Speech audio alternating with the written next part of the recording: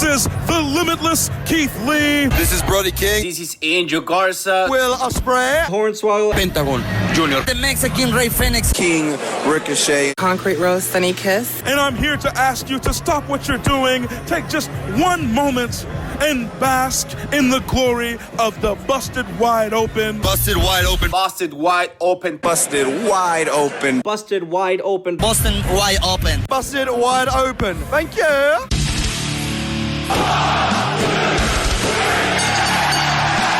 You're listening to the Busted Wide Open podcast, dropping the elbow on the hottest topics in sports entertainment and the world of professional wrestling. With your hosts, Nick Howell and Sir Ian Dangerous. Coming to you from the Orbital Jigsaw Network Arena in sunny Southern California.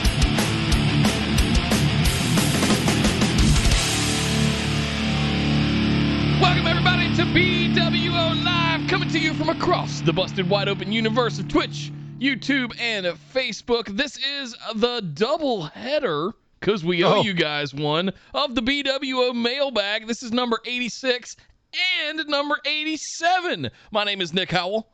And I am Sir Ian Dangerous, and yes, we are here to answer your questions. That's right, you send them in over on patreon.com/BWO, and we answer them. As Nick said, it is an AMA format. We will answer any question that you posit to us. We are a wrestling show, so they typically are wrestling questions, but you can really ask us anything. Yeah. We don't care. We'll answer them. We'll have a good time with it, too. Doggone it. Everything else you can find at linktree.com/BWO. It's the best way to get in contact with us right there. All of our links are right there. Just click on everything, and you'll get all kinds of BWO goodness. Yes. Like, share, subscribe, follow, do all that stuff. Exactly. What Nick said. Anna kicking us off hot. Apparently she was at the CWC tonight. NXT was fire. Nice. Can't wait to watch it after the show. But we got to kick things off. We got 2 shows of questions to get through, Ian. We got a lot of questions tonight. Goodness. I believe there's 18 in total. So strap in, folks. We told you it was going to be a mega show tonight. We're playing catch up a little bit because we owe it to you guys, and we always get you back. So thank you guys for being amazing patrons. Thank you guys for supporting us. And if you'd like to get yours in, patreon.com/BWO. Here we go. Starting from last week with good old Martin Welch, the boobiest champ. Good day, pod gents, phenomenal ladies, gents, and all others. I hope your worlds are full of all the great things in life, and you and your loved ones are as amazing can be. This week is a redo of last week's, but slightly different. Here is the list of 10 recently released wrestlers. Put them in DC films as main characters. Peyton and Billy. Tweedledum and Tweedledee. The Wonder Twins. Yeah, I know they were male and female, but, you know. Poison Ivy and Harley Quinn.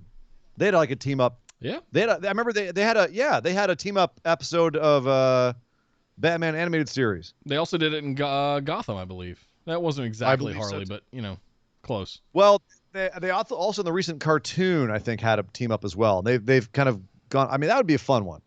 And you've already got the whole Poison Ivy gimmick going on with, or you had, with Cassie, with Peyton. So why not? Yeah. What about Braun Strowman? He's Solomon Grundy. We have to put him in DC films. Doomsday. That's not bad.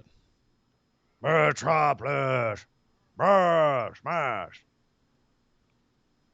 Like original Doomsday, not stupid Batman versus Superman. Yeah. Garbage Doomsday. I was going to say Darkseid, but I like Doomsday better. No, not Dark. No, Darkseid's got to be like much more cold and calculating and smart and scary. Yeah. You know, and Braun is just big angry beast thing. Yeah, Hulk smash. Yeah. That's what I'm saying. Doomsday or Solomon Grundy. Samoa Joe. Now there's your dark side. Yeah. There's your dark side. Or your Swamp Thing. Either way. What about Ruby Riott? Ooh. In DC? What was her name? That's tough, dude. I'm trying to think of, like, did they have, what was the name of, Wasp was Marvel, wasn't she? Yeah, Wasp was Marvel. Was it Power Girl? They do have Power Girl. or Huntress? Huntress, I always felt like she was a little bit taller. Ruby's like, Yeah. I think of like a little more kind of compact. Okay. I don't know. Let's come back to that one. Think about it. She also, I mean, based on what she's been doing with her looks recently, I think she'd make a very interesting Harley Quinn or female Joker. I'd be down if someone went against type and cast her as Supergirl. I do for the same reasons. Joker. I could see her as a Joker. What are some of the more obscure ones? I'm looking here at the list of. I got nothing. I'm spent on her. I have no idea. Black Canary could be interesting. That could be an interesting one. Yeah. Let's see what else we got. Aleister Black. Ooh.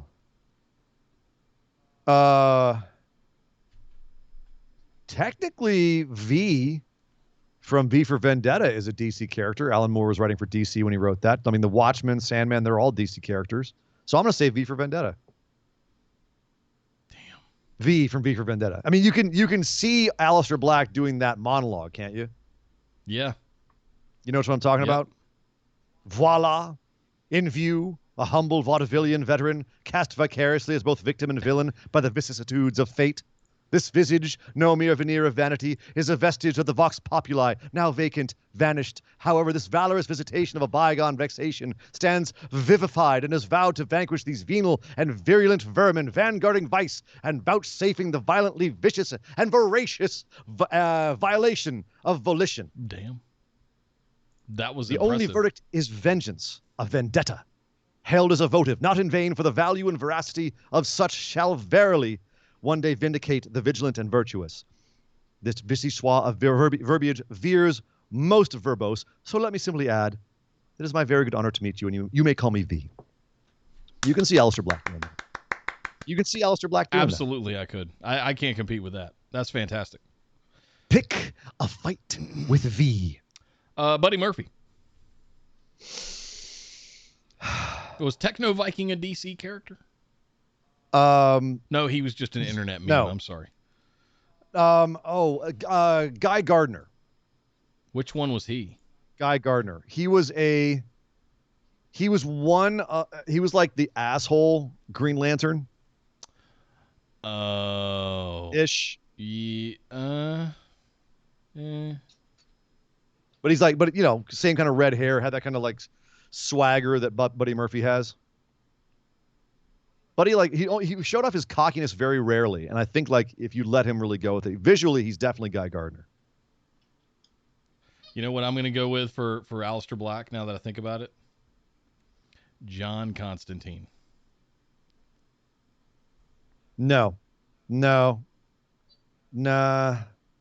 Aleister is, I think, Constantine has a very dry wit to him, and Aleister is very serious. I think Constantine is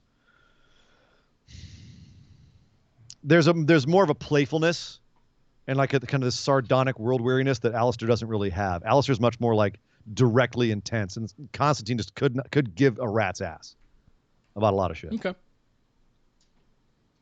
Yeah. Like a. I'm even trying to think who could play John Constantine. Like who's a wrestler who could play John Constantine? Who else do we have? We Chelsea got, Green, which I was going to say Green. for Supergirl. That's more of like Huntress. Or Huntress. I think. Yeah. Yeah. Andrade and Lana are the last two. Ooh. What was the that's one tough. I was thinking of a minute ago?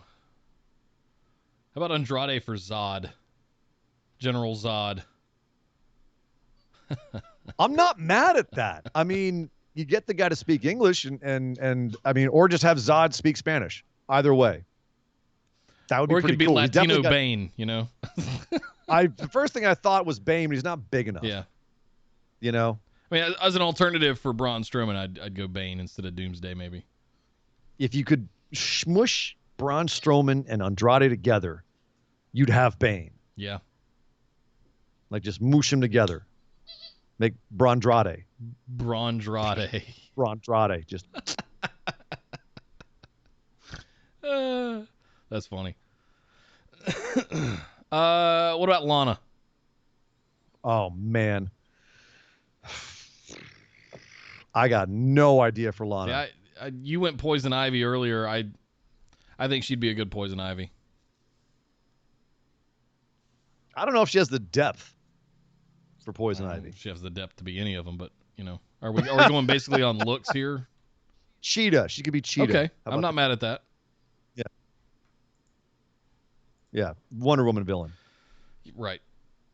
Who basically that was who? What's her name? Was at the end of Wonder Woman 84. Right. Yeah. Yes. The bad guy from Wonder Woman 84. Exactly. Well, there you go, Martin. Okay. Yeah. As always, I wish you peace, love, and fried chicken, soon to be the 3-time boobiest champ out. He says, P.S. Happiest of Pride Month to each and every person in the phenomenal ones and their families. Indeed. Thank you. And to yours, man. And to yours. Next up, the Mullet King himself, Mr. Brandon Monroe. Yeah. Unwittingly titled himself first again, the Mullet Reigns Supreme. Unfortunately, Brandon, Martin did beat you. And it's ironic that Martin is in the UK and you're in Australia. So when I put this up randomly at 2 o'clock in the morning, East U.S. time, you guys are the ones that get to it fighting first. Right. For supremacy. He says, hey, great ones. I hope you're well and good and are cherishing every moment with your loved ones and spending your time wisely. I don't know if I'm spending my time wisely. Yeah. But all true except for that last part. Definitely cherishing, for sure. Can't promise nothing. Yeah. Now my question on Cultaholic's Desert Island Graps. Tom had X-Pac on, and they mentioned the possibility of him returning to the ring for a retirement tour. My question is, choose one wrestler each. Tom had X-Pac? Had Sean on? Yeah. Interesting. Okay. Yeah. I wasn't aware of that. My question is, choose one wrestler each from the major companies' brands for him to wrestle. Okay. Run them down. Let's go company by company. Raw. AJ Styles. AJ Styles. Damn it. Yeah. SmackDown. Agreed. Seth Rollins. Seth Rollins. This is Dude, scary. Stop it. NXT. Stop it. Adam Cole. Finn Balor. AEW. Kenny Omega. Cody Rhodes. Cody Rhodes. Yeah. Okay. It's X-Pac. It's not like it's... I take it back. Sammy Guevara. All right. Sammy Guevara. It's at 1, 2, 3 kid. It's not like it's some mega superstar. That's what I'm saying. Sammy Guevara. So Cody Rhodes. That's what do you even? It's the 1, 2, 3 kid. Not like he's a major superstar. What the? We're not talking about Hulk Hogan here. We're not talking about Stone Cold Steve Austin. It's friggin' X-Pac. He was ancillary to those guys, though. He was a pretty big star in his day. Okay. He's one of He's a member of DX. Okay. And NWO. Sure. Yeah. Just saying. He was always the third wheel of all of the things that he was not, part of. He's not nobody. Yeah. All right. He's not Buff Bagwell. It's fair. Impact. He's not the cat. Okay. Impact. Oh, man. I'm going to show my lack of Impact chops here. I was about to say Josh Alexander, but I think we can get better than that. I want Sammy Callahan to Sammy murder Callahan's him. a good one. Sammy Callahan will be fun. With the bat. But I was thinking of someone from the X Division, like Rohit Raju or TJP or someone like that. Would X Division, absolutely. Yeah. By the way, did you see what they booked for Slammiversary? Speaking of Impact, the 6-man we're getting back title. With the proper with the ring and everything. Yes. Oh. Can't wait. Cannot wait. Slammiversary is going to rock. It rocked last year. I think it woke a lot of people up with Impact last year, me included. And it's been gangbusters ever since. So Slammiversary going big again this year. What do we got? New Japan, finally.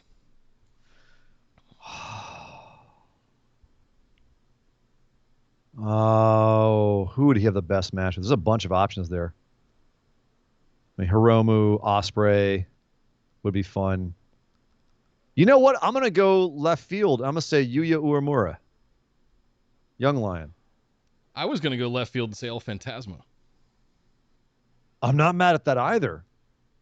Actually, Phantasmo and him would have that would actually be a great match. Yeah. Okay. I'm down for that one. Good shit. Thank you very much, Brandon. Goodbye and good night. Bang. Thank you very much, sir. Next up, Jay Reyes. What's up, guys? I think Jay's over in the chat, too, on YouTube. What's up, man? Nice. What's up, Jay? Since I've been keeping up with E3 this year, me too, checking out what is new in the world of gaming, so it brought me to this question. I'm strongly in the camp of being a console gamer. Aww, that's cute. Though I do like PC, too. I'm a PC elitist, I'm sorry.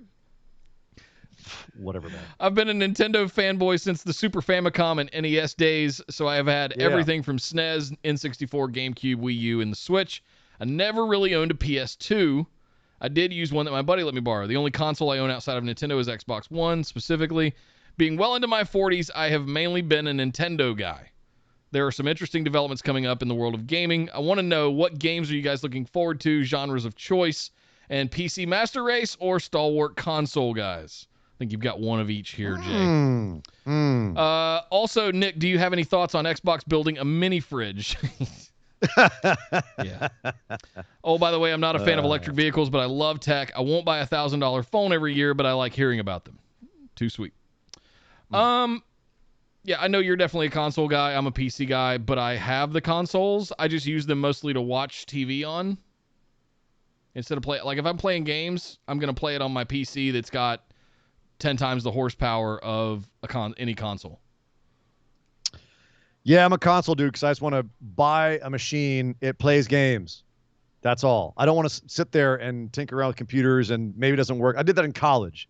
I was trying to get Doom to run on my PC and I have to go buy a new card because Quake's coming out and my current card won't run Quake and I have to get new equipment and then hook it back up and then try to make it work and maybe it doesn't work and the game looks funny. And I just want it to just work. I want it to play a goddamn game. I don't want to build a car to be, come on. Some people like building cars. I like getting into a car and just driving it. I want my car to run. Yeah. I want my console just to run. Just do it. Play the game. It's okay. It's all right. I respect PC Master Race. I love it. I've definitely been tempted a few times, but I would basically just buy a gaming PC and use it like a console where I just kind of put it there and I'm like, cool, just play games. I don't want to think about you. I can't wait to show you guys what I've been working on. It's going to be in the backdrop here soon. Probably within the next month or two. Been building a big liquid-cooled like mega rig. So what, are you going to get an Xbox mini fridge too? No, that was kind of cute and funny. But I just, no. Okay, so what games are you looking forward to? I mean, I'm playing World of Warcraft Classic, which was released in 2004. So I'm still playing like old stuff. Right, I honestly have not anything from E3 like sparking anything for you?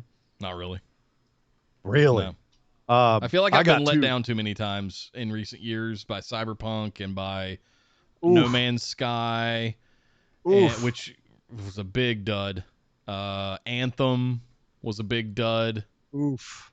So I'm just, that's a lot of duds. Yeah, when it comes out and it's actually playable, I'll get hype about it. I'm not doing the hype thing anymore for E3. What about you? Metroid, the new Metroid game, going back to side scrolling, giggity.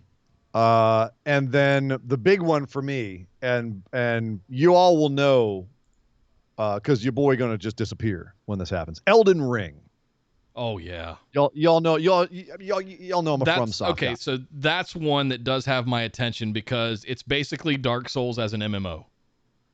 It's written by George R.R. Martin. Martin did the lore, Yeah. and then they're basically doing Dark Souls, not as an MMO so much as like it's Dark Souls meets Breath of the Wild. Yeah. Is kind of how they're landing it now, which Definitely has my attention. fully erect. Yeah. Nipples, that is. So yeah, that's definitely a game that's all I need. And like everything else that they showed, I was like, yeah, cool. Elden Ring footage came out, and I watched that trailer like 5 times. Yeah. It's a 15-minute trailer. I'm sure there's some games I'm not thinking of in the moment here that I'm excited to play, but I'm very excited that they brought back the Burning Crusade expansion for WoW Classic, and that just started in the last couple of weeks. So Horizon Forbidden West as well. Yep, that one's going to be good. Yep. Yep. I missed it earlier. I apologize. Kyle threw in 100 bits. He said Livewire for Ruby Riot. The former radio host turned electricity punk-inspired villain. Yeah. I'll buy that. Yeah. I'll buy that. That works. Good call. Good call, man. Very good call. That's scraping deep, too. Let's see. Yep, that was it. There you go, Jay. All right. Some Jay, good thank ones. you, man.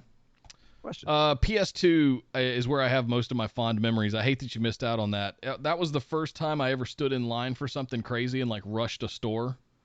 I think it was in 2001. Back when we were so young and innocent.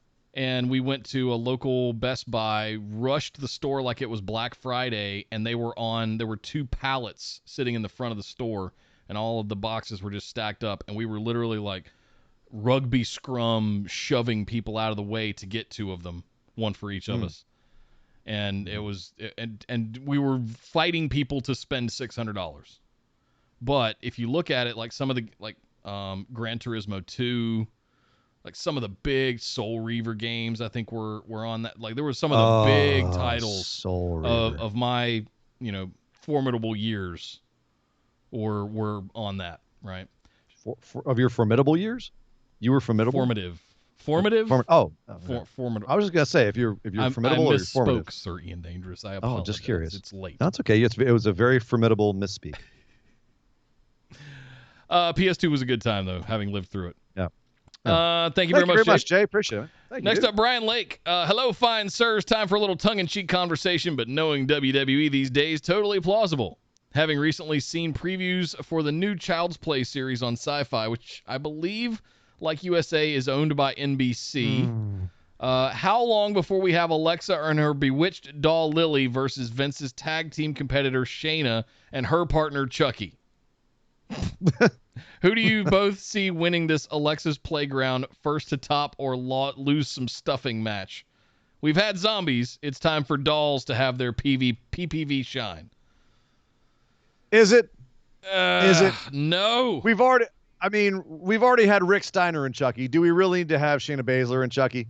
Chucky has been involved in wrestling before. It would not be a first, but it should not be a second. No, that one Please was enough. God, no. Dear Lord, tiny baby Jesus, please no. I'm assuming, Brian, this was somewhat of a rhetorical, amusing question and not a serious question because this should not happen. Right. This should not be a thing. No. Are you looking forward to the series on Sci-Fi, though, Ian? No. No, okay. No, not after that last movie. God damn. Thank you very much, Brian. Next up, Patrick Kennedy says, hello, Podfathers and Phenomenal Ones. Hope everyone is happy and healthy. My question this week is, do you think that the New Day could ever go back to being heels? I miss Xavier blowing the trombone more in people's faces. Since they did do like the Kofi thing in the last couple of weeks where he and MVP were having like philosophical conversations, it made me think like, could you ever turn Kofi heel again or Xavier? Like you could turn anybody heel. Yeah. I actually thought they might when they pulled Big E out of New Day, and you could totally see a thing where Xavier might want to go focus on his YouTube thing, and he can turn on Kofi, go out on his back, and go do his YouTube thing. What it comes down to, Patrick, I think you asked, could they? Could they? Yes. Should they? I don't think they need to. I don't think it's necessary. No. You know what I mean? I think that they still have more face matches in them. And they're another one of those teams that really rely on the fans and the crowds. And I think once we get crowds back, we're going to start to see the value in New Day all over again. I think that if you wanted to turn them heel, it would definitely have to be a big crowd betrayal moment. Yep. And it could be very strong. Patrick's completely right. They all make good heels. They could make good heels. Especially now that they're not just doing like, we're really annoying preachers. Whatever it was last time. Motivational speakers. So yeah, could they? Yes. Should they? Maybe. But I don't think they need to. No. I do think you could do something fun with Xavier though, where he turned on Kofi in a moment. Yeah, Xavier could turn heel. Yeah. I think a lot faster than anybody else could. Yep. Yeah. I wonder if that would mess with his numbers over and up, down, down. Maybe. That'd be funny. See how many people were like Marks, like you turned on Kofi. He'd be playing Uno with Cesaro and like Evil Uno on Twitch or something, and people coming in and go, I can't believe you turned on Kofi. It's wrestling, you nerds. Yeah. Still real to me. Right. He says, P.S. Hope you're feeling better, Nick. Getting there, 50-50. Still about the same. My wife caught the same thing and turned into pneumonia and sepsis. Holy smokes. Oh, Jesus. She was stuck in the hospital for a few days. She's all better now, so be careful with all that metal in your lungs. Metal. In your your lungs, Nick. Pneumonia and sepsis is no joke. We've had this conversation before. Yes. This is not metal in your lungs. This is vegetable glycerin. This is sugar water. Okay. Right? From plants. Right. Listen, Tell that to the I popcorn. agree. Tell that to the popcorn in your chest. Right. Yeah, which is completely unrelated and has nothing to do with it. Yeah. This is peace, love, and fried chicken. Thank you very much, Patrick. Next up, Jacob says, hello, guys. What is a gimmick that you want a wrestler to go back to? Also, should a wrestler go back to a gimmick they've done? Thank you, guys, and as always, stay safe. So that's an interesting pondering query. Should someone go back to one that they've abandoned previously? I mean, my first one is always going to be make Kane wear his original costume, original mask, make him silent. Balor went back to the Prince, at least an iteration of it. Yeah, you know? That's true. All right, let's keep it to modern wrestlers. Let's keep it to currently working wrestlers who should go back to a previous gimmick that they've had before, as opposed to what they're doing now. Oh man, if you got one, John Morrison should go back to being Johnny Mundo. It was basically the same thing, though. I know. It's or Johnny Johnny Blackcraft. Impact, or any iteration of it with a different last name, you know. Would Bray going back to Swamp Bray, the preacher kind of evangelist work? I think if he was booked differently, it could. I think that ship has sailed. Yeah. I think it's too soon. Another 10 years, maybe. I think it's too soon. Yeah. I'm just trying to think of... John Cena could go back to the Doctor of Thugonomics. I mean, we all would love that. Right. We all want that heel turn for Cena. Oh, man. I mean, anyone who's been called up from NXT should go back to their NXT gimmick. As much as I love the Nikki Cross superhero, like, give me back Psycho Nikki. Nikki's got a secret. Nikki's got a secret. She's just slamming her coat on the ground. Again. Nikki knows. Again. I know. I know. Well, Lance Archer should be go back to being the Murder Hawk. Yeah. And I don't know what he is now. That's tongue in cheek, by the way, so in case that wasn't clear. Make Ali face again. Just undo the last few years. Make T-Bar Dijak again. What if Ricochet repackaged back into Prince Puma, but on WWE, and they brought in Conan again? I don't think they're bringing in Conan anytime soon. But you want to bring another manager of some sort? You have my attention, Nick. We're overlooking the obvious one here. What's that? War Machine. Oh God, yes. Viking Raiders. God damn it. Viking experience. A little bit of PTSD Viking for everybody there for Jesus you got that Christ. chill up your back. Oh my God. Viking experience, guys. It lasted 1 week. Christ. Oh God. That's a good one, Kyle. But I'm going to spin it a little differently. Yeah, Asuka turns back into the Demon Kana. Demon Kana. Yep. Oh God, yes. All right, we got teased with her misting, you know. Oof, that would be a really good one. Good question, Jacob. I think it's a more nice theoretical question of whether it'd be good for them to go back or not. You know, whether or not they. What's the old Jeff Goldblum? That just because you can doesn't mean you should. Doesn't mean you should, and that's kind of like what you were saying with Bray. Yeah. Like, could he go back to Swamp Bray? Yes, but it would be a step backwards, and he's telling like kind of an ongoing story of this character, and going back to Swamp Bray would be, in a lot of ways, you know, it's setting him back. So what it's undoing a lot of things, and as a result making the character less interesting. We've seen it before. We've seen that character get done into dust, to the point where we didn't want to see it anymore. We don't care anymore. You'd have to change it and make it something new. And that's what he did with The Fiend. Like he changed the whole thing up. He'd have to change it again. It wouldn't be able to be the same gimmick. Right.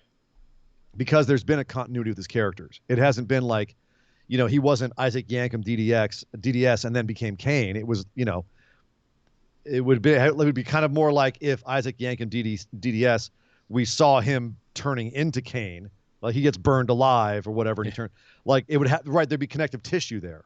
So then Kane going back to Isaac Yankem DDS after he'd been burned and become Kane would make no sense. So that's why I don't think it would work for Bray. Yeah. Good point. Thank you very much, Jacob. Good question, man. Have Jeff Hardy go back to being Willow. Oh. There you go, dude. Matt Hardy go back to the right broken Matt Hardy. I think Broken will come back. I think he will come back to that at a certain point. He's he's smart enough to know you got to let that stuff rest for a while. He's gonna get a huge pop from crowds when he brings that back. He had to stop it because the crowds weren't there. And that character requires crowds. Yeah, that's a good one, Kyle. I mean, even though he is, Pentagon, basically going back to Pentagon Dark. Oh God, he's basically still kind of doing that now. It's just weird. Yeah, it doesn't quite work. No. Next up, Dubstep Rob says, "Hi guys, I've been listening to you talking about if there are too many takeovers. I would argue that there are too many pay-per-views in general. I would agree with you, Rob. This from a guy who wouldn't buy the network, so I pick up Peacock on a 4-month $10 or $250 a month. WrestleMania was cool, but certainly not must-see. This takeover was meh, and I could literally not give two shits about Hell in a Cell. I won't be renewing. What happens when the views on Peacock go in the tank? How does WWE pull this back? This many pay-per-views for each brand seems unsustainable to me. Thoughts? Please bring back the TV ratings. I was always curious." I still throw them in there every once in a while, like we talked about AEW on the show today. But yeah, no, I'll try to just mention it more. When the views on Peacock go in the tank, I don't know. It depends on what their exact deal is with Peacock. Like moving the whole network to Peacock is a commitment. Like that's kind of going all in. But here's the thing. The network still exists. So they could start the network back up in the US again if they wanted to. So if the Peacock deal goes sour, they can turn the network back on in the US because it still exists for Canada, UK, everything else. Like the framework's still there. Yeah. The content's still there. They'd have to update it for the US market, I'd imagine. I imagine it's a different system. But at the same time, like, that's still there. If need be. But how does WWE pull back on its pay-per-views? I don't know that it does. But it's a weird thing that they're still putting out that many big shows when the pay-per-view framework is dead. And now they're just essentially a streaming service. Like the fact that they're holding on to that old framework is rather odd. And well, where's your general sense of the number of pay-per-views that we have to contend with now? There was a time where it was 8 to 10 a year, maybe, with the big four and maybe 3 or 4 other ones. I mean, if they wanted to be smart about it, or smarter, one thing they could do would be to have, medium big shows, let's say. All the B pay-per-views now would be something that you would get on Peacock for free. And they would just be like big story moments. But then you'd still get charged $50 for all of the big four. Kind of like what AEW is doing. And you double up your money then. You get all the Peacock subscribers or the network subscribers. And then you still get all that money from those pay-per-views 4 times a year, but you just make sure you build the hell out of your build towards those. So that's another possibility. But again, I mean, I wouldn't like that because there's $200 a year I'm going to lose. But at the same time, like for them, from a business standpoint, that is a framework you could work with. But haven't they painted themselves into a corner? Like Kyle made the point, I agree with him. They've painted themselves into a corner that they have to have a show per month now where people are just going to unsubscribe until the next pay-per-view. Sure, like Dubstep Rob is saying. Like he's like, you don't have the pay-per-views, why should I give a crap? Right. So, yeah. But the problem is now those big shows are not, for a lot of people like Rob, are not worth the $250 a month. It also bigger than that. It just waters down everything. Like it's such a oh god, another pay-per-view. Like it doesn't have to. If they would actually freaking plan ahead, it doesn't have to. Like TV shows are able to do this. They were able to maintain this. Building up to big shows over and over and over again. So there's no reason why WWE can't. Yeah. Hey, JB just resubscribed with a tier 1 for 11 months. Nice. What's up, JB? She gets a little good chicken for JB. Nice. Thank you very much. I'm. JB stopped through at the Return of Metal Mondays last night. It was very nice to see her. Nice. Yeah. Was there for the fire blowing and all that. Oh, I miss it. I want to come back. It was packed. A lot of people. Oh, man. Very loud. I'm so looking forward to being able to travel again and having an excuse to come to LA and all that good stuff. I'm tempted to drop some news, but I don't think I'm going to do that yet. What? What? You know. You can't do that, man. No. You can't do that, yet, man. But soon. That's just mean. That's just mean. All right, well, moving on to the wait next till question. I have a chance to come travel and an excuse to come to LA so I can come to a madness because I'm going to be doing that. Come on, thank you, Dubstep Rob. Marshall is up next. He says, "Evening, fellas. Just purchased tickets to my third AEW show on July 28th, which has been announced as the Fight for the Fallen. That's the one in Charlotte. So I'm 50-50 on going to that as well. I'm trying my best to make sure that I can line up what's going on with that. So, yeah, right here in Charlotte, 3 hours away from me. So I definitely want to go down and see a good AEW, especially since it's Fight for the Fallen. So they're going to build to it. He says, just wondering how y'all prepare for live shows and how you psych yourself up. As always, the content continues to remain amazing. Thank you. Thank you, dude. Thank you very much. So tonight, for example, we go on at 8 p.m. Eastern, 5 Pacific. We usually get on Skype with each other around 30 minutes before. Pause. Yeah. Does he mean our live shows, or does he mean going to live shows like the pay-per-view shows? Like he's going I thought he meant us. I think he means for like going to like live wrestling shows, man. Beer. That's true. Nick's way is beer. Yeah. Pitchers of beer. Yes. I'm not so different. I definitely will hit up a bar beforehand if possible. Definitely eat something. Shot. I know when we went to see Double or Nothing in Las Vegas, we actually JB and I were there. We ended up meeting our lovely mod Andy there as well. We all were together. We saw Deuce Elefante from the Facebook group. We all met up at a bar in the MGM and had a few drinks before going into the show. So that was a lot of fun. That's about the only way really psych myself up. Have a couple and just, go into the show. Have a good dinner beforehand, that kind of thing. I thought he was talking about how do we psych ourselves up for this live show. For our live show, we play some metal music and play some metal music. And, that's about it. Yeah. When you've done this as many times as we have at this point, it becomes mechanical. It's. Thank you very much, Marshall, and I'll keep you posted, man, on whether or not I'm coming down to Charlotte or not.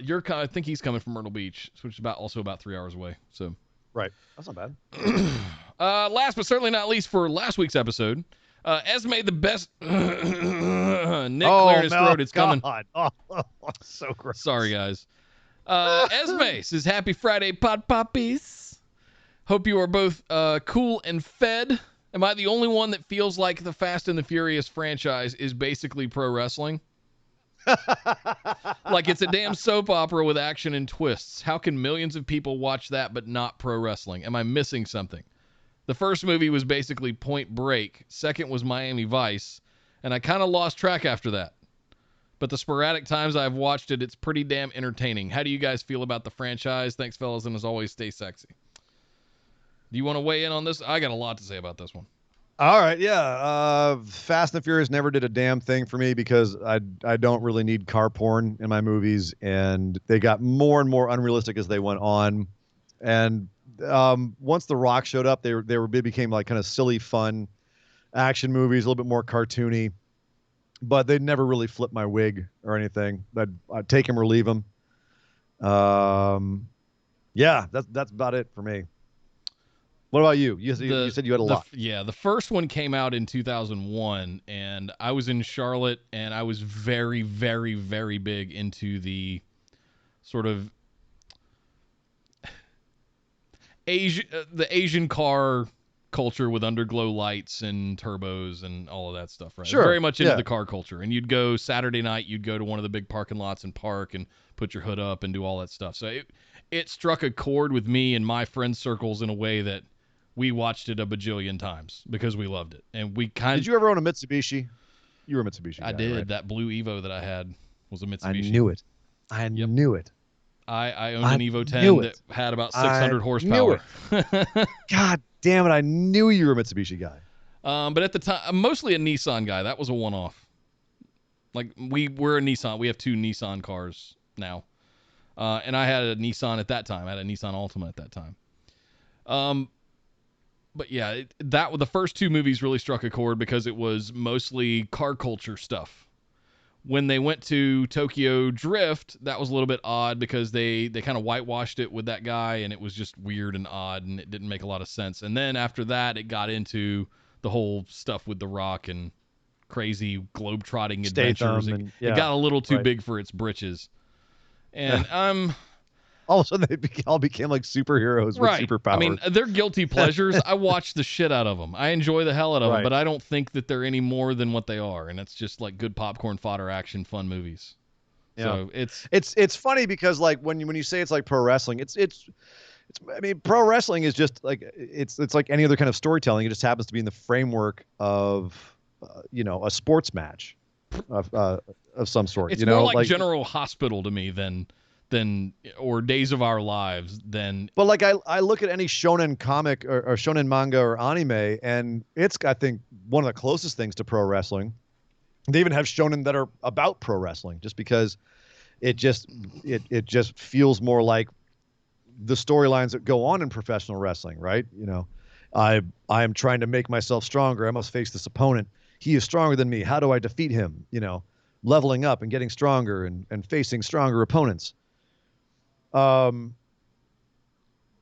yeah, the soap opera aspects. I mean, you look at any long-term franchise of any movies, and there's going to be some sort of soap opera aspects, and those are going to be in WWE as well, in wrestling as well, because pro wrestling, it is a serialized form of entertainment, and so are soap operas. So to keep those going long form, you have to have a whole bunch of tropes that are the same in both styles, both soap operas and wrestling. That's why they're so closely linked.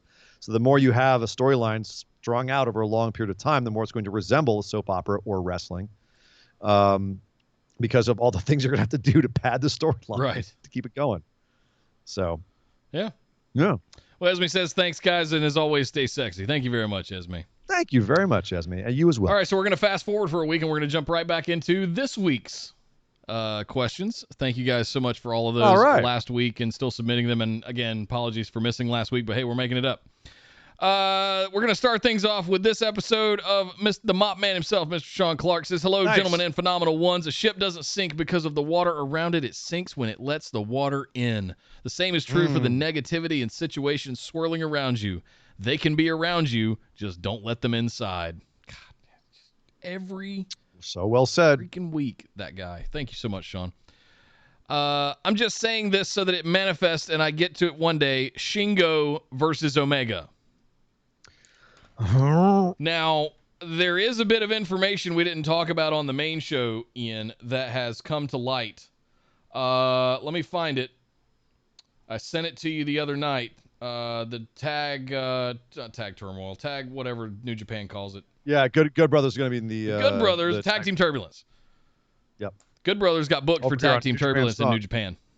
Yeah, first match versus Clark Connors and TJP, I believe. So correct. If they pass through them, yeah. So that'll be interesting. Could we potentially see more of the Elite over in New Japan to support the Good Brothers? Depends on how far they go in this tournament. If they go out in the first round, then I think we have an idea of what New Japan thinks of the Good Brothers right now. If they go the distance, we'll see. They were a pretty big tag team when they were in New Japan. Yep. But they were big individually as well. Shingo versus Omega. Omega actually said that this is a really strong match about, I think it was January 2020. He was talking about how he and Shingo would be an epic match. Well, here they are. They're both the champions of their respective company now. So, yeah. Sean, I'm with you. Let's manifest that one. Let's manifest that. Yes. Come on. A little bit of put it in my eye holes. Put it in all of the eye holes.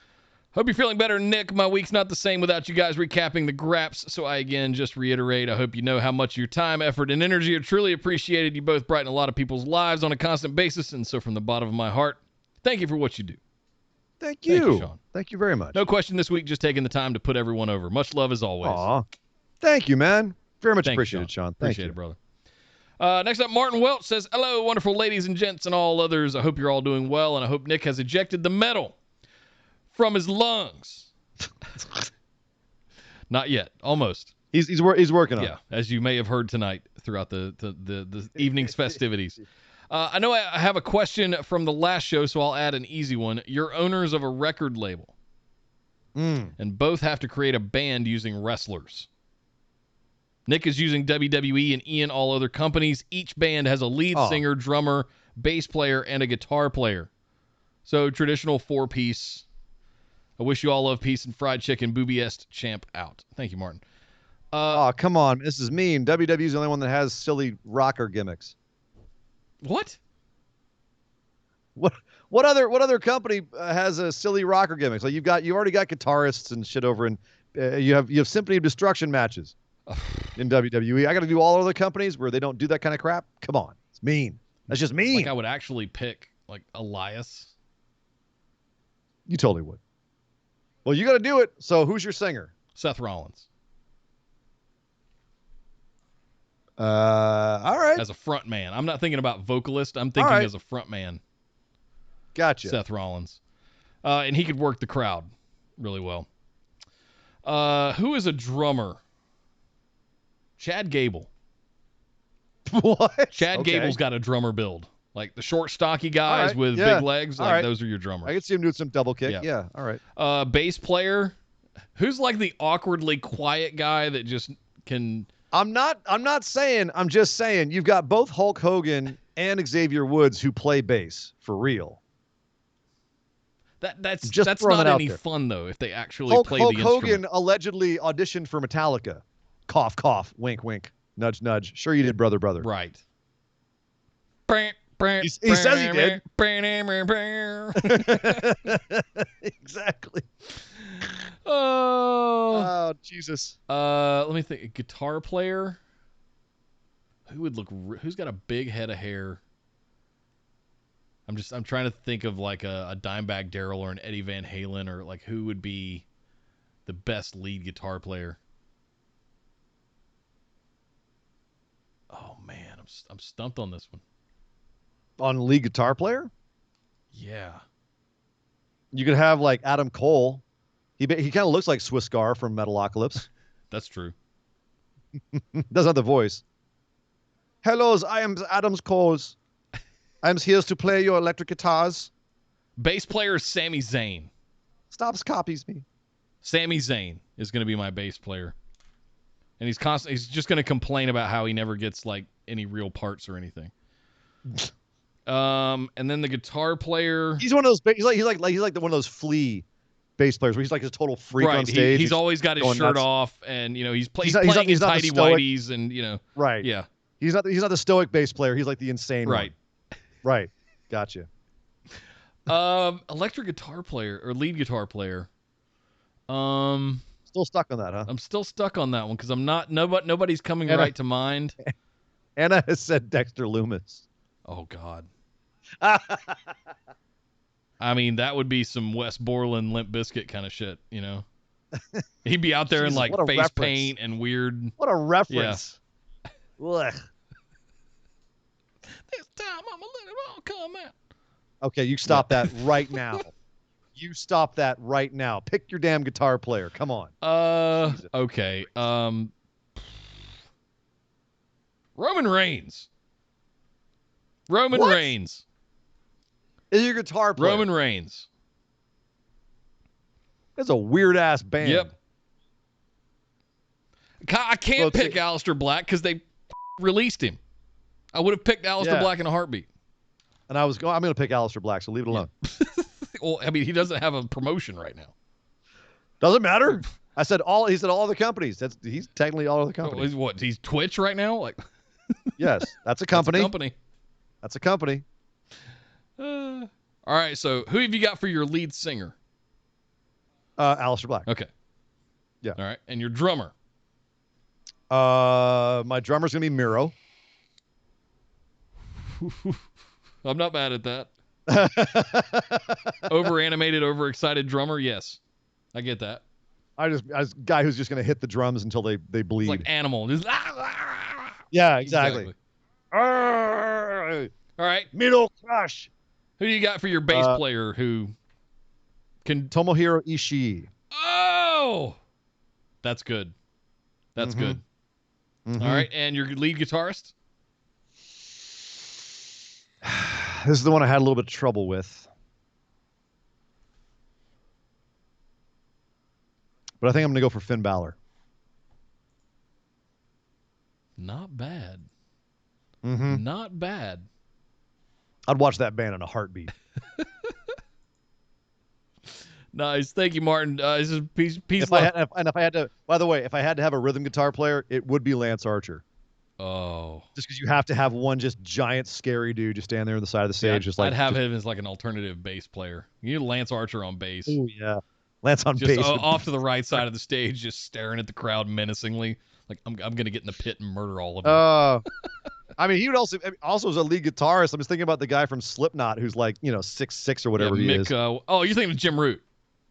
Yeah. Am I? I thought Root was the bassist. No, he plays guitar for Stone Sour too. He's the gigantic dude with the long black hair, right? Oh, so that's Mick. I can't remember what his last name is. Paul Gray was the bassist that passed away. Right. No, I'm talking about the guy who usually wears like the Punisher mask. That's thing. Mick.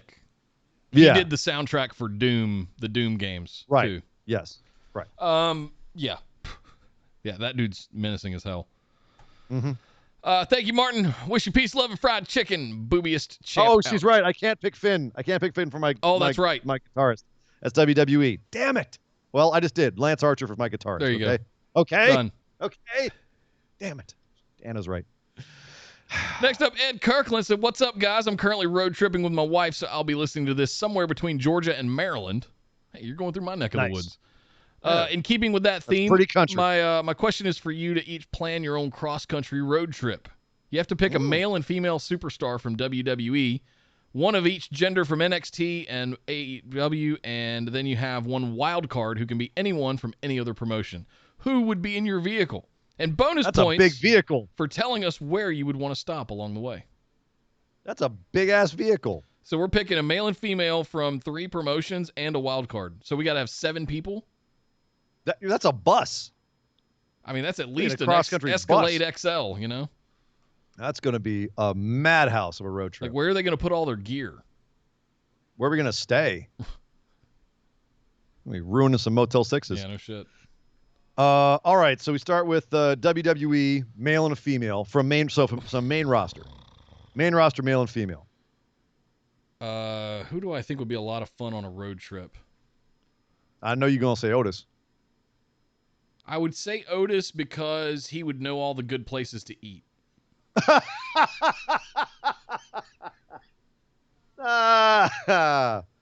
Oh my God, probably right.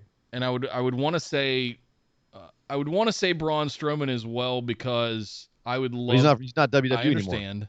But I would, and I've already picked my male, so. Okay. But I see the little things of road trip that showed that they would do, or on the road, like whatever it was on the network. Right. And Braun going and ordering like $50 of food at Wendy's drive-thru. Yeah, I was always very impressed with that. And he had a fun game where he had an app that was a map, and he would pin where he took dumps. Yes, correct. Hilarious. The 12-year-old in me loves that and thinks it's hilarious. I even kind of want to do that. That's horrible. Well, who would be your female? For main roster? Yeah. Naomi. I think Naomi would be a lot of fun on a road trip. Yeah, and if you ever got into a drunken scuffle with a cop, she'd make sure she broke it out too. Yeah, that's a good point. Mm-hmm. Very handy. Very handy. Yep. WWE, I would go with Xavier Woods. Nice. He'd bring all the because games. You'd never be bored. Yep. You'd never be bored. Female from WWE for a road trip.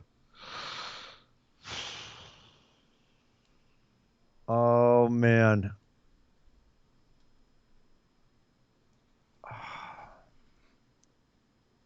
This is tough. I've got one, but it's tenuous.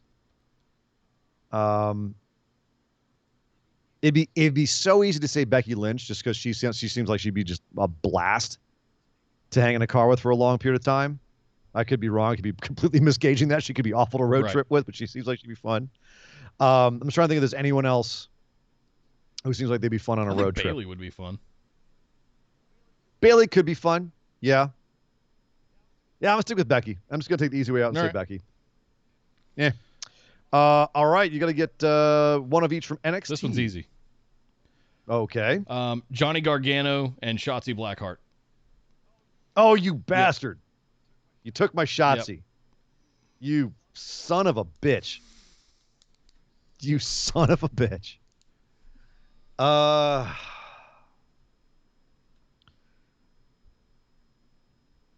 Man. Well, I'll see you and raise you Adam Cole and Ember Moon. All right. I'm basically just going to pack my car with everyone who's on Xavier Woods' station. That's fair. His YouTube channel. Because I know they're all just cool to hang out with. Kyle said Becky is also a former flight attendant. She knows where to go a lot of places. That is very true. Good point. That is very true. Yeah. Mm-hmm. And it means that she's good for long periods of time without doing much. What about AEW? You go first this time. AEW.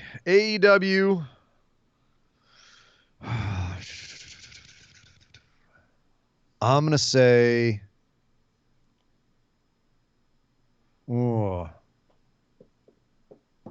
I think on the women's side, I want to pick something that's not Britt Baker because her and Adam Cole in the same car might get obnoxious. All right, I got mine. Okay, go ahead. Well, Chris Statlander for female. She just seems like a lot of fun. Course. Okay. And the interesting pick for the male side in AEW.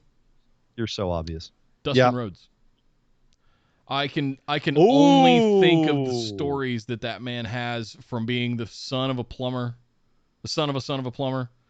and all of his time throughout 30 years of wrestling. But you couldn't party with him. That's fine.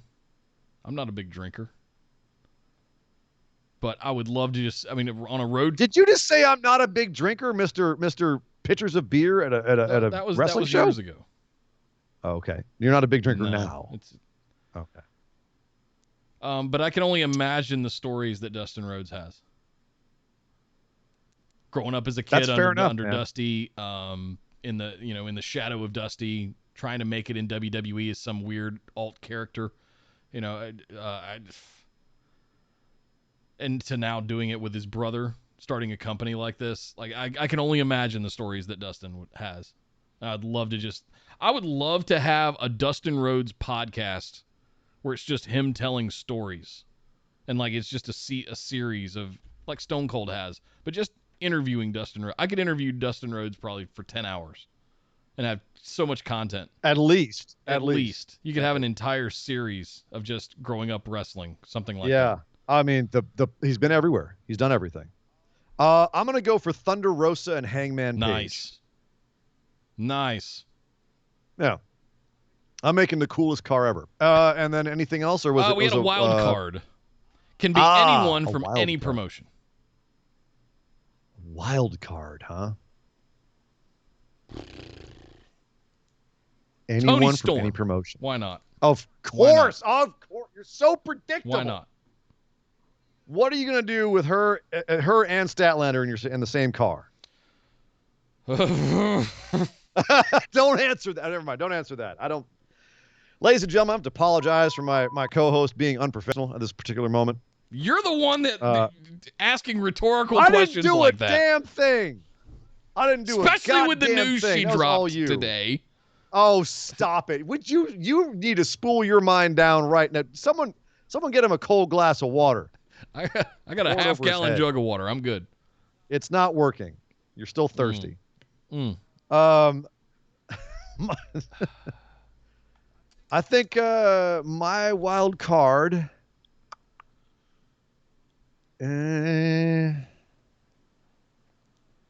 going through all my wild card is going to be Sami Zayn. Oh God, he won't stop talking the entire time. He won't stop talking, but he'll also play some really good music. That's true. He and I will be up in the front nerding out on some goddamn music. I'll tell you that right now. Nice. All right, so next car for this road trip: Otis, Naomi, Johnny Gargano, Shotzi Blackheart, Dustin Rhodes, Chris Statlander, and Tony Storm. Hell yes. That's a fun ride. That's a fun ride. Give us one or two places you would stop. I would emulate something I did back in 2013 when I moved back to LA. I would make us do all food challenges at every city we went to. So Okay. Chris and I drove across 40 and we went to Memphis, Amarillo. So places that make you like you have to eat all these hot wings, or you have to eat this giant burger or something like that. Eating, Something like eating man challenges. You'd man versus food. We'd man versus food our way across the country. Yeah. I got you. That car might be down. Yeah. That car might be down for that. Just saying. Athletes can eat. I got much more of a nerd card, man. I got a bunch of. So you guys are going to be going to like museums and stuff like that. Yeah. Hell yeah, dude. Yeah. Absolutely. I just want to eat. Aerospace museums. Yeah. Grand Canyon. You know. The video game meccas. That kind of thing. Yeah. Thank you very much, Ed. Enjoy your road trip, my friend. Have Indeed. a good time. We'll wave at you from Raleigh as you drive through North Carolina, if you haven't already, because that was 3 days ago. Let's see. The Mullet King, Brandon Monroe, says, hey, great ones. I hope you're all feeling good and looking good. My question is, book a WWE Bloodsport each. 6 matches, 2 men's matches, 1 for main and 1 for a mid-card title. Wait. So a WWE Bloodsport. We each have to do this with 6 matches, 2 men's, 1 for main title, 1 for mid card. So 2 men's, 2 women's. 2 women's for a main title and a mid card title, and then I guess 1 of each. Fantasy book the wrestlers that are in the matches and the outcome. So he says 6 matches. So tag teams, right? So 2 men's matches, 2 women's matches, 2 tag team matches. I guess 2 tag team matches. Yeah. So a men's and a women's tag team match. But there's not that many women right. in WWE to do that. Right. Okay, so 5 matches: 2 men's, 2 women's, and a tag team match. Yeah. Okay. Oh God, a Bloodsport match. Is this? Oh, so it's WWE. So like Bloodsport style, like Josh Barnett's Bloodsport style. So I've got my first. Go one. for it. Roman Reigns, Bobby Lashley. Oof. I would flip that and do Roman Reigns, Drew McIntyre, based on the match they had at Survivor Series. Yeah, but it was very pro wrestling. That's and true. I know Roman's been training MMA, and I know that Lashley has done MMA. So I would be so down to see them do like a proper MMA stuff with all the MMA Roman's been throwing into his stuff lately. You know, with the holds and with the I take mine back. ground and pound and stuff. I'm not putting Roman in there. Okay. Matt Riddle versus Kyle O'Reilly. Oh yeah, that's good. Dang, you stole one of mine. And then I want to see. Okay, so that we got to do 2 men's matches. I'm doing this on the fly. Bloodsport, the thing is kind of throwing because I'm trying to think of who would be good in that style of a match. I mean, we just saw Jon Moxley in a Bloodsport match. I mean, he's not really an MMA guy. Unless I'm just completely out in left field and I don't know anything about him. Does he have an MMA? I mean, he's trained. Yeah, he's trained in it. Before he went to Japan, he trained in it. Kyle said fight pit that match. Okay, fight pit stipulation, Riddle versus Kyle O'Reilly. Damn right. I don't even dude. need to book Christ. anything else. Just the rest of the card doesn't matter if that's on it. What else we got? Well, I've got to do. So yeah, you got to do. Who's your other? You got to do. We got to do. So I did one for. Oh, you're breaking up. There you go. So main title, I've got Reigns Lashley in a MMA fight. Secondary title, I've got Kushida Timothy Thatcher. A fight we may yet see, actually. It might not be Fight Pit. I'll keep my Roman Drew match for the main title, and I'll do Kyle O'Reilly. I already Riddle. used Roman, dude. You can't use Roman too. What? I used Roman. Come on now. You know the rules. No doubling up. So only one person can use. I didn't use Matt Riddle or Kyle O'Reilly. And I could have, but I wanted to.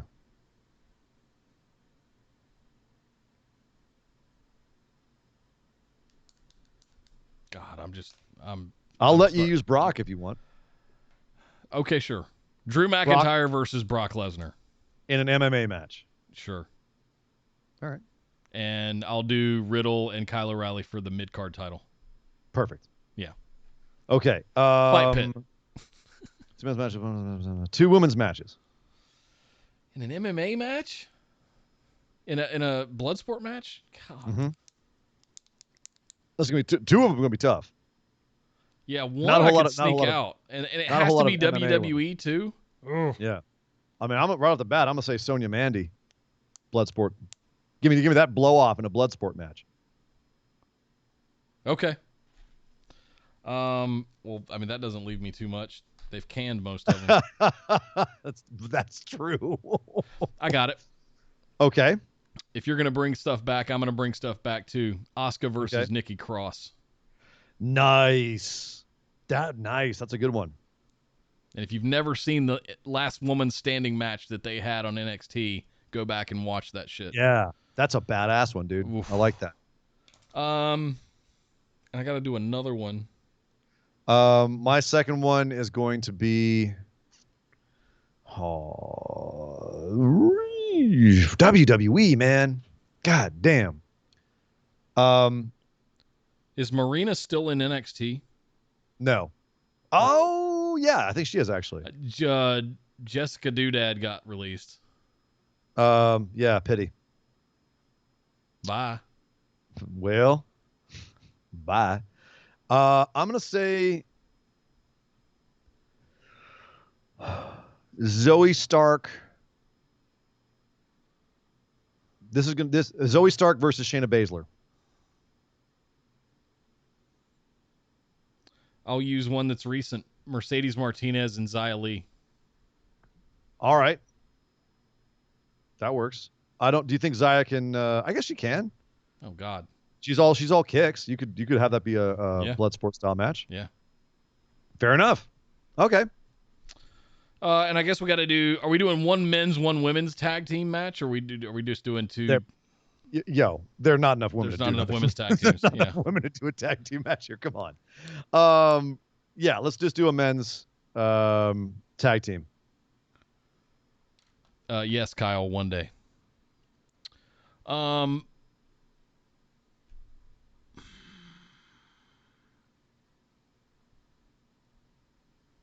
kicking myself because I used I used Thatcher from Ciampa Thatcher already. Kicking myself. I wouldn't even go. So I want to bring back the bruiserweights or the broserweights. Well, I've already used Matt Riddle. You already used Riddle. Sorry, pal. God, I'm mad at myself that I didn't put Pete Dunne in anything. I'm gonna go a little bit left field here, and go Usos Mustache Mountain in a blood sport style fight. Wow. Okay. Yeah. Not a whole lot of MMA background between the four of them, but I'm sure they can make it work. Make it work. They'll figure out a way to do it. Yeah. Plus, that would be a badass match. That'd be a badass match. Come on. You know it would be. I wish Shelton and Cedric were still together. I'll allow it. Okay. Who would be there? So Hurt Business. Call them Hurt Business. Okay, so we'll do Hurt Business. OG Hurt Business. Mm-hmm. With oh wow, that could be good. Versus War Machine. Yeah, I like it. There you go. Give it to me now. Put it in my eye holes. Very nice. All right, so I've got Reigns, Lashley, Kushida Thatcher for the men's, Sonya and Mandy, and then Zoe Stark and Shayna Baszler for the women's. The Usos and Mustache Mountain for my tags. And then you've got Drew and Brock, MMA fight for the championship. Matt Riddle, Kyle O'Reilly in a fight pit for the mid card. Asuka and Nikki for the women's. Mercedes Martinez and Xia Li for the other women's. And then the Hurt Business, OG style, versus War Machine. Hell yes. That's pretty damn good. Hell yes. There you go, Brandon. Thank you very much. Goodbye and good night. Bang. Thank you very much, sir. Bang. Next up, Uncle Greg says Jackson Riker looks like Stifler with a beard now. That's all. I don't know if I'll be able to unsee that now. Yeah. Only Wow. he blinks less. Right. Thank you, Uncle Greg. Jay Reyes says, what's up, guys? A couple weeks ago, I asked Ian about animes, excuse me. He said it takes a lot for a comedy to pull him in. I think to each his own. Not everyone is going to be a fan of all of the same things. However, Konosuba is widely regarded both by fans and critics as a top-tier comedy anime. I even put ones like Space Dandy, Asobase, Daily Life of Teenage Boys. Asobase. Asobase. Asobase. Asobase. Asobase. There you go. Daily Life of Teenage Boys Working. Nichiju. Nichiju. Joel. Sito Kai no Ichizan. Setokai no Ichi-san. Okay. Yeah. Yeah. Seitokai Yakuin Domo. There you go. Yeah.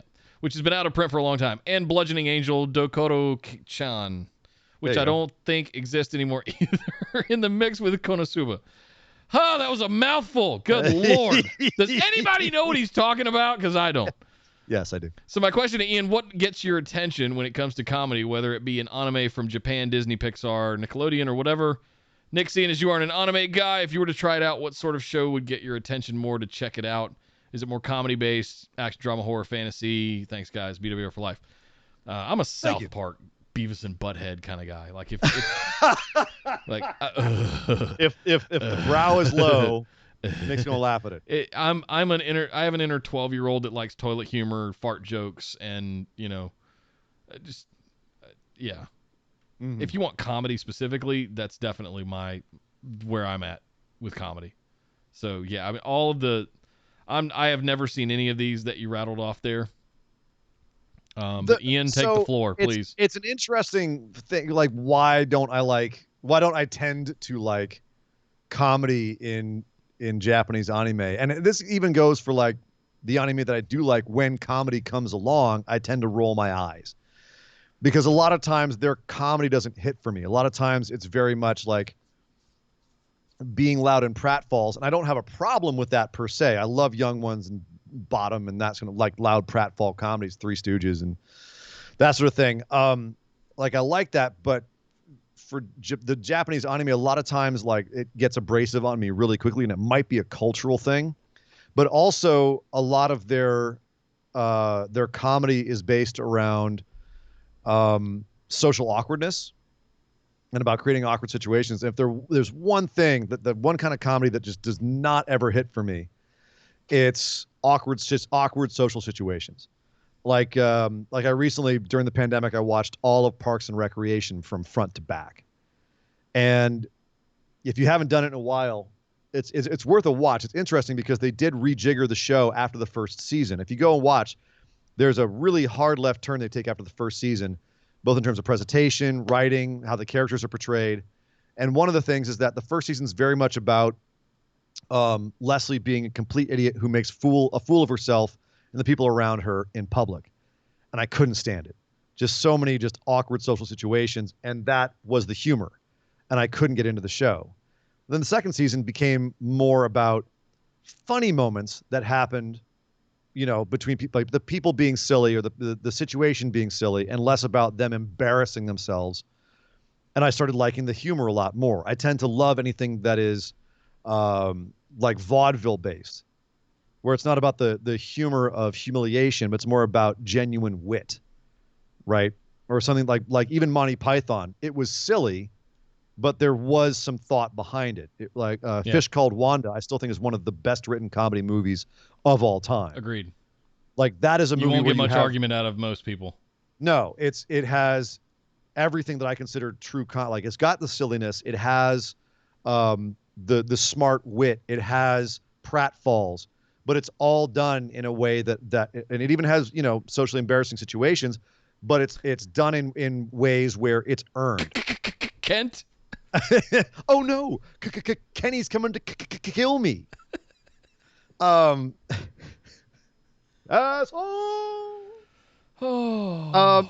movie is absolutely brilliant.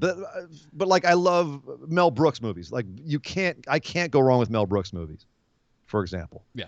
And a lot of times in anime, they just like it doesn't connect with me in that way, and I get turned off by comedies just real quick if the humor's not connecting with me. I immediately just I shut off, and I'm just like, I almost couldn't watch Demon Slayer, which is a really good anime that came out recently, because there's a whole middle section in that where he meets, I forget the name of the character, but he meets the blonde-haired kid with the lightning powers, and that kid is so goddamn obnoxious, and it's supposed to be funny, and I almost wanted to turn the whole thing off. That being said, yeah, I remember that. I feel the same way. Totally. Shut up. You have no idea what I'm talking about. I have no idea what you're talking about. And it's adorable. Jay, because of your recommendation, I will check out Konosuba, though. I will bring back my thoughts on it. So I will do that just because of your recommendation. So I will check it out. I will give it a chance and see if I like the comedy. Give Konosuba a chance. I'm gonna give Konosuba a chance. Damn it. Here's a question, Ian. I will. How should I start? Like if I wanted to dip my pinky toe into the world of anime, legit, like a serious question. How should someone like me start so that I don't feel like left out? And if I wanted to go start with something, I can vaguely remember seeing some Full Metal Alchemist a long time ago. I would say that's like tier 2. Like that'd be the second stage. I would probably start you off with just movies, just 2-hour movies that you can just consume in one sitting, give you like 2 or 3 of those to kind of get the feel of it. Okay. And then move you on to shows that are a little bit more palatable to a Western audience, like Full Metal Alchemist is a great one, or Attack on Titan is a great one that I think would really hook you in. I do love the Final Fantasy animated films that they've done, like Spirits Within and stuff like that. I don't know if that counts, but it doesn't really count. I'd say it's adjacent. Okay. You know, definitely. But here's the thing: you've played enough video games, Japanese video games, that you're gonna get the vibe pretty quickly. Like if you've played the Final Fantasy video games, those are basically anime. Yeah. Like you're gonna get the anime vibe very quickly. But I'd probably the first movie I would show you if you were like, give me one movie to watch. Yeah, just one. Start me there, and we'll test it. Ninja Scroll. Ninja Scroll. Okay. Ninja Scroll. Yeah, I will. After the show, we'll talk about getting you Ninja Scroll. Okay. I want to get you the proper version. So Jay, I see you're in chat over there. Ian gave me Ninja Scroll. You give me one other one, and I'll tell you what. I'll watch them this week. Movie, Jay. Give me one film, and I'll watch them this week. I don't need a 50-episode series to. No. I've got 20 of those that I haven't finished yet. And Jay, don't give him Akira. That's cheating. Yeah, just dip me into the water lightly. Don't overwhelm me. Yeah. But I do want to catch up. I want to get into some of this stuff. Calthrin 100 bits said, find a shonen anime to invest in and then branch out. My recommendation would be the Gundam franchise, particularly the Universal Century movies and OVAs. Stardust Memory in particular, I would recommend to you. Okay. I would put those at tier 2 as well. Tier 2 or 3. Like let him dip his toes in first. Yeah. Don't throw me into the deep end because you'll scare me off, and I'll go back to watching the toilet humor stuff that I normally do. You guys got to understand, when I watch TV or movies, that's my way of checking out. Like I don't want to have to think. So that's, I would actually say that that's how I treat entertainment. If I was going to recommend a series to you to start with, it would be something. It would probably be Attack on Titan, and that's streaming right now. Like the whole series is streaming. Like that'd be one. I'd be like, Nick, if you want like the phase 2, I'd be like, yo, check out Attack on Titan. Okay. Because it's got a lot, like the plot reveals are so addicting. Okay. In that one. So Ninja Scroll and Jay, I'll look for one from you, and we'll watch them. We'll report back next week. There we go. Next up, we got Josh Logan. What's up, man? Been a while. It says, hey, fellas, been a while since I've been around, but I've been starting to watch wrestling again, and therefore I'm back with a question. Nice. With Cross working dark matches for main roster, it's only a matter of time before he and Scarlett are called up. How would you two book his debut, and who would you want his first feud to be with? Thanks for everything. Stay phenomenal, Pony Boy. So here's the interesting thing. Rumor out there right now, they're going to split up Cross and Scarlett if they bring him up. They're just going to just throw that all out the window. God. Which, interesting. Also, Cross did his, he had a match, let's see. It was him and Bronson Reed. One of them had Drew Gulak. And one of them had, I forget who the other one had. It was going to be on Main Event. It's actually going to be shown on Main Event. Cross was wearing his gladiator trunks. Okay. And I wonder if Vince saw that and just went, oh shit, I got a gladiator gimmick just ready for you, Karrion Cross. Or a Spartan gimmick or something like that, right? Right. Oh God, he's gonna give him the old helmet. Oh my God. Ready your breakfast and eat hearty, for tonight we dine in hell. Dude, can you imagine if he brings him in there? I'd be miserable. And he gives him the old Ron Simmons gladiator mask thing. Oh God. That would be an atrocity. Yep. How would we book their call up? I mean, dude, just pretty much debut him the way he debuted in NXT. Just one night, in the middle of the show. Let's say, who would I want him to come out and beat? Drew McIntyre, whatever. Like Drew's on a bit of a downward swing right now. It'd be cool, like to have Cross or it's just someone else who's like a upper mid card babyface. If you want to have Cross debut as a heel, which I think you should. Have just one day that they're cutting a promo in the ring, lights go out, Cross's entrance plays, and everyone's going, "Who is this? What's going on? Is that Karrion Cross?" And you just do the entrance. Just do the entrance. And all he has to do is get up now that we're gonna get fans back, I know it's a long ways away, but I would want him in a big spot like the Raw after Mania. Sure. I feel like anything less than that is going to, unless it's a surprise entry into Royal Rumble. Here's the thing, though, is that Killer Cross was never that big of a deal until he got to NXT. Like he was kind of being dicked around by Impact. He's kind of being dicked around by Lucha Underground. Like he's never really been a big world-ending guy until he got to NXT. And I feel like main roster WWE is just going to bring him up as just another guy because they don't perceive him the way that Triple H perceives him. Yeah. Which is as a big world-ending guy.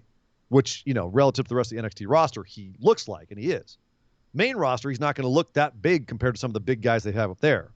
So he stands next to Drew McIntyre. And you're not going to be sitting there going like, wow, this guy's huge. He's going to kick Drew's ass. You'd be like, man, Drew's going to squash this guy. I think he's about Randy Orton's size. Cross? No, he's only 6'4". Randy's 6'6". I mean, okay, so 6'7". That's still. But I mean, size-wise, I think they're about the same size. No, I think he's build-wise. Both Randy and Drew are a bit bigger than Cross is. I would want it to be big Lashley enough. I'm not too concerned about who he feuds with initially because we've shown that they're pretty inept at booking that stuff. I would want his call up to be a big deal because they've been bungling all of the call ups pretty much for NXT for the last few years.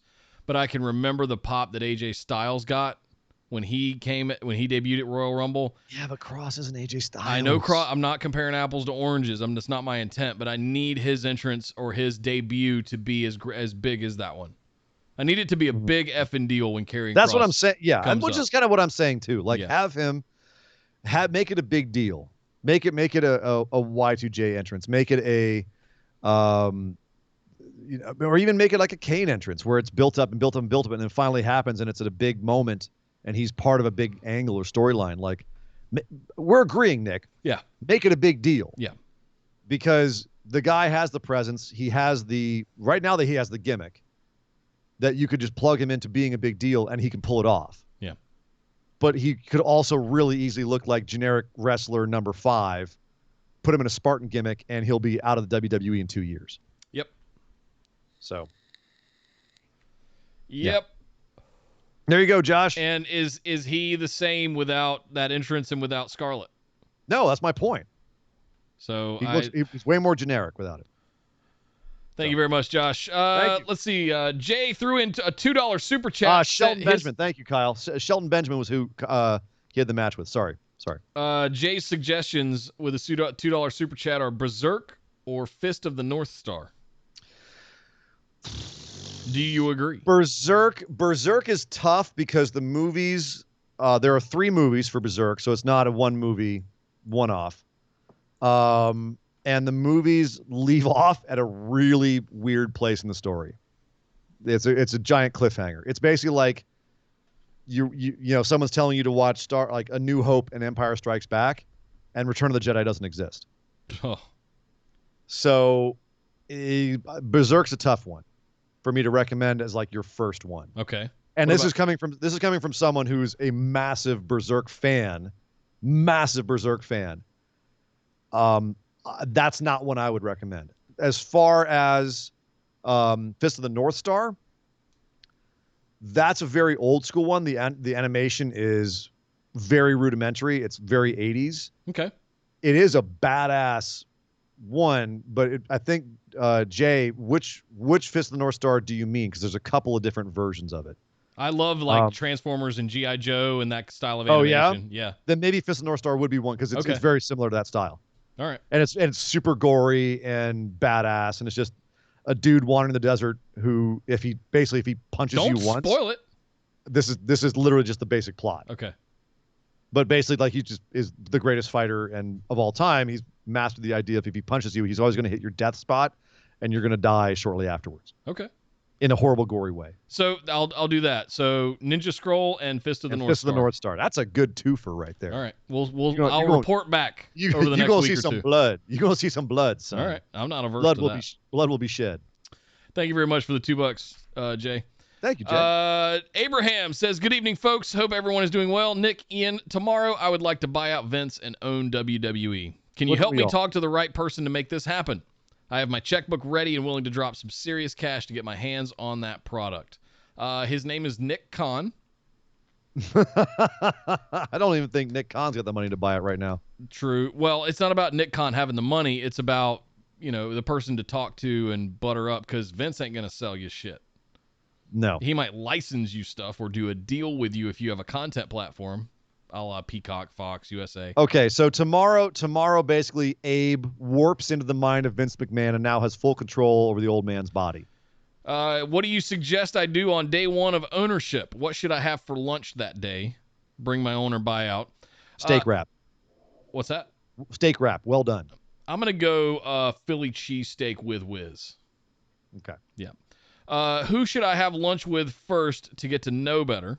Kevin Dunn. Find out who the hell he is in real life. Like, we have all these stories about Kevin Dunn, good and bad.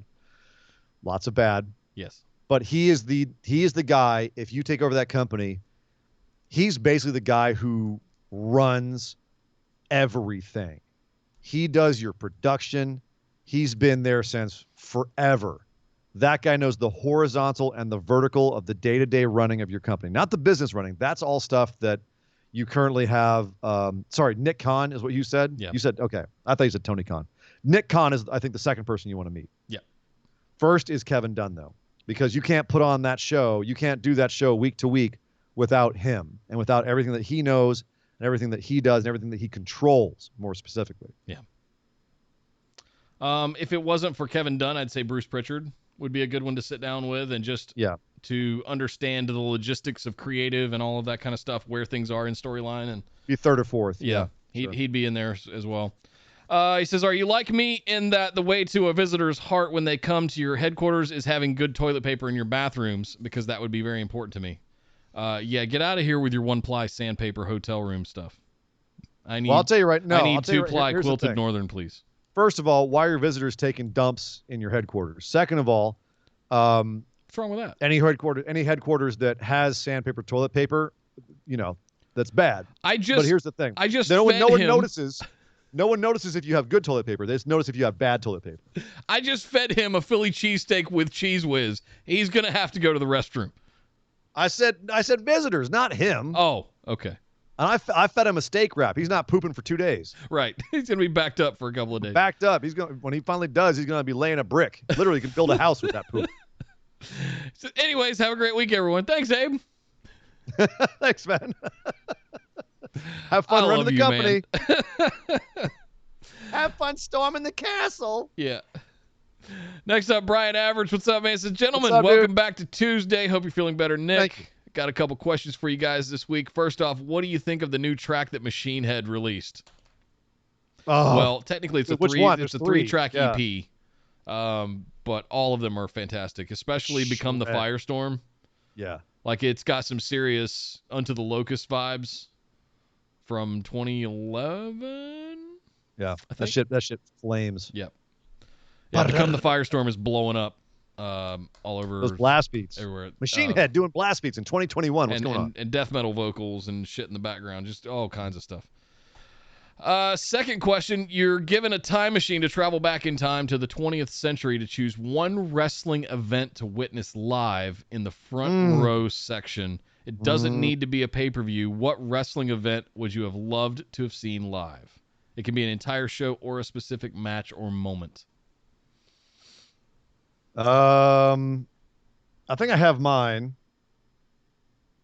What's yours? One sec. I need to Google it. I'll just go with mine. January 4th, 1999, Monday Night Raw. January 4th? What happened on January 4th? January 4th, Because mine's not too far after Monday that. Night Raw. Okay.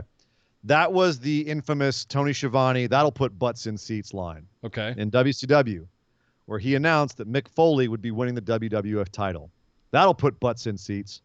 And millions of people flipped the channel away from WCW to watch Mick Foley pin The Rock and win his very first WWF championship. The pop when Stone Cold came out to interfere to help Mick Foley win is one of the biggest pops in the history of professional wrestling. And the sustained cheer when Mick won and was then carried around the ring by members of Degeneration X is one of the loudest sustained cheers of all times in professional wrestling. I would have died to be in that building that day. Also because, Mick's my boy. Yeah. So. A couple of months later, Mr. McMahon and the WWF champion, The Rock, were in the ring discussing Rock's next match with Mankind when all of a sudden Stone Cold Steve Austin drove a Coors Light truck down the ramp, climbed on top of it, Nice. and commenced dousing the ring.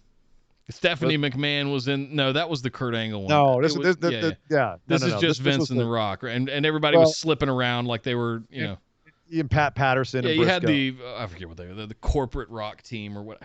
I don't remember what they were called. Corporation. The corporation. Thank you. And the Stooges. And the Stooges. Yes. Yeah. But yes, March 22nd, 1999, for me. There you go. That's the What was- I what would was have 99? died to have been there to see the beer truck. Yeah. It's telling that neither of us went for 80s stuff, Yeah. We didn't go for Hogan Andre or San Martino and Orndorff or anything like that. Nope. No.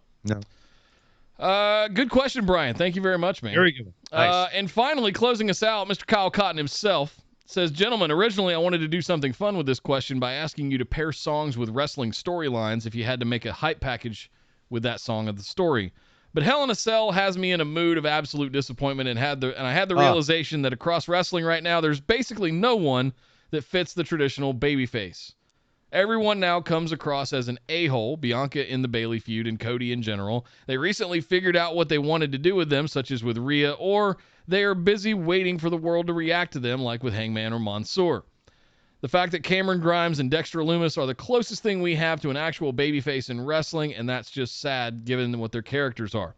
My ideal babyface is basically Captain America Steve Rogers as a character, and for the life of me, I do not know why wrestling has basically abandoned the active character in their own story, traditional babyface. Wrestling the last couple of months has been really dull to me, and it's ultimately because there's no one I can get behind as someone to cheer for. And honestly, if not for this podcast, I would have dipped after Lily and Shayna.